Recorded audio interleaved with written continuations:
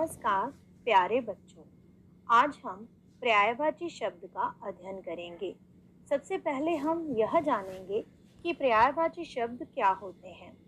पर्यायवाची शब्दों में पर्याय का अर्थ है समान, वाची का अर्थ है बोले जाने वाले, अर्थात एक समान बोले जाने वाले। उन्हें पर्यायवाची शब्द या समानार्थक शब्द भी कहा जाता है। अब हम वाक्यों के अध्ययन से जानेंगे कि पर्यायवाची शब्द कैसे हम उचित जगह पर उनका प्रयोग कर सकते हैं। जैसे कि अध्यापक कक्षा में पढ़ा रहे हैं, गुरु जी को प्रणाम करो, शिक्षकों का सदैव सम्मान करो।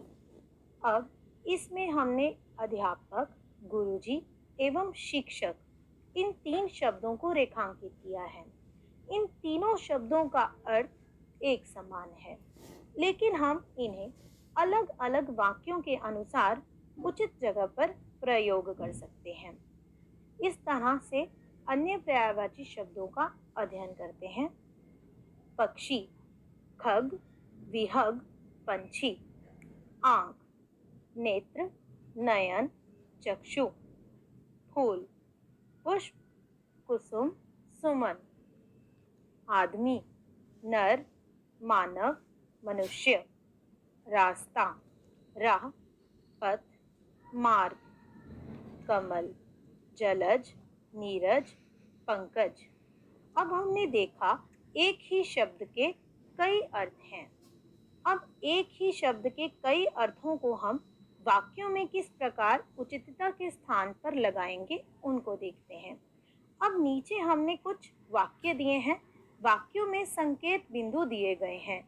उन संकेत बिंदुओं को पढ़कर अन्य शब्द का प्रयोग हम इन वाक्यों में करेंगे। जैसे हमें अधिक डैश लगाने चाहिए। संकेत बिंदु है पेड़। अब पेड़ को हम और क्या कह सकते हैं? वृक्ष, विटप, तरु। लेकिन हम यहाँ पर कौन से शब्द का प्रयोग कर सकते हैं यह देखते हैं। हमें अधिक वृक्ष लगाने चाहिए। इसी तरह से काले डैश छा गए हैं। इसका संकेत बिंदु है मेघ। मेघ को हम बादल, घटा ये सब कह सकते हैं। हम यहाँ पर लिखेंगे काले बादल छा गए हैं। मुझे गुलाब का डैश पसंद है। संकेत बिंदु फूल। अब फूल को हम और कई अन्य शब्दों से जानते हैं। यहाँ पर हम प्रयोग करेंगे मुझे गुलाब का पुष्प पसंद है। बाग में डैश उड़ रहे हैं।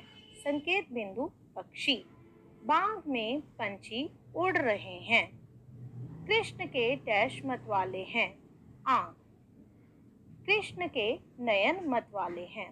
इस तरह से हमने जाना कि पर्यायवाची शब्दों को समानार्थक शब्द भी कहा जाता है, अर्थात एक शब्द के अन्य कई अर्थ हो सकते हैं, लेकिन हम उन्हें अगर वाक्यों में प्रयोग कर रहे हैं तो हम उचित शब्द का प्रयोग करेंगे। धन्यवाद।